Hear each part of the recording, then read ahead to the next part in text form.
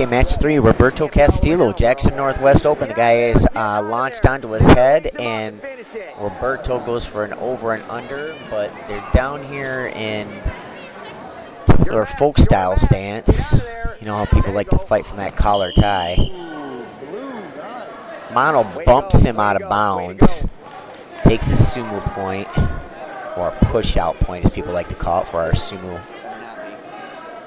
technique, theory, strategy, whatever. Guy goes for a nice single leg and a high crotch. Has him locked into the crotch roll, and sure enough, gets it. Fights to get back up to his feet. Guy goes for a headlock, steps to the side, has him locked right there, and goes for his series for his gut. It's just unreal how awesome that Roberto is becoming in the freestyle world and competition against anybody and everybody. Doesn't matter how much of a humongous stud they are or not. He's just off the chain with his freestyle. We're trying to get him to cross over to the dark side now too, to Greco, because he does like to throw and he is good at it. Knows what he's doing out there in every position: neutral, parterre, offense, defense. Has a Russian right there. He's already inside, pummel over and under. Does a push. Guy goes to lock him up. Here's the deal. Guy locked him up, went to go throw, and Roberto caught him again going out of bounds. Would have collected 2 or 3 because the guy went over his back but didn't throw Mono.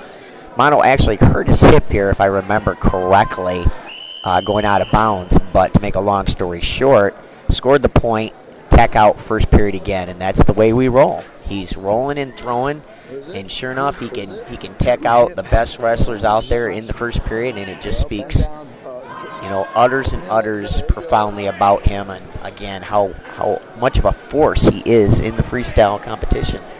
At 212, he's not a heavyweight. What weight you're seeing right here is 212 open. It's not even masters, which is what he is. He went down to wrestle all the open wrestlers too on this competition. We're at Jackson Northwest. This is the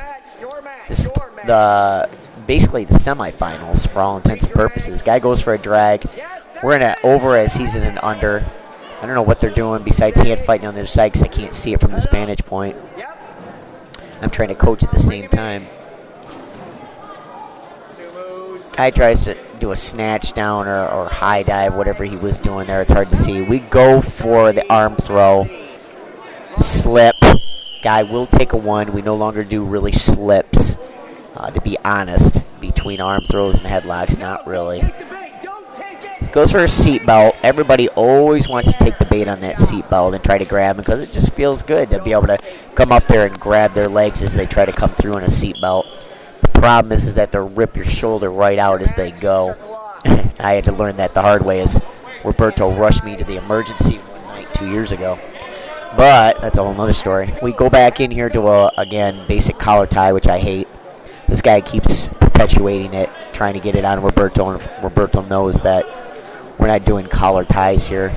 I think he's nursing a little bit of that hip injury, I believe, in this match, so he's dealing pretty well so far. He's had some great opponents this day out at this open, this freestyle open in Jackson Northwest. Had a huge first match.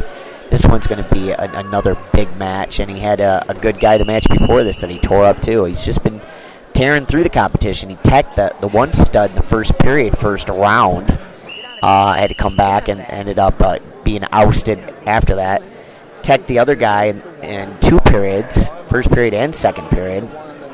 Not just wins, tech outs, because he knows that when we go out there to wrestle, we're trying to do series after series to be completed, which is quite different than anybody else just going out there to wrestle. Now he's in round 3 here, or match 3, you could say. Locks him right here in what we call now our Venus flytrap. And if he brings him over, then he'll complete the series. If he doesn't, we have the crotch roll. You hear Corey yelling, "Get your 1," which is, of course, not what I'm trying to perpetuate. Sorry. I'm trying to get our series right there for our Venus flytrap and our crotch rolls. And as he steps over, which is, DeJuan's been doing that lately, he gets caught. Next thing he's on his back and match is done. Believe it or not, after all that, this other guy won. Mono doesn't care, though. He's always a great sport, and it was an awesome match. Lesson learned.